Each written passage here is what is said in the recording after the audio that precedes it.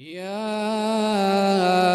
أيها الناس اتقوا ربكم إن زلزلة الساعة شيء عظيم يوم ترونها تذهل كل مرضعة عما أرضعت وتضع كل ذات حمل حملها وترى الناس سكارى وما هم بسكارى ولكن عذاب الله شديد.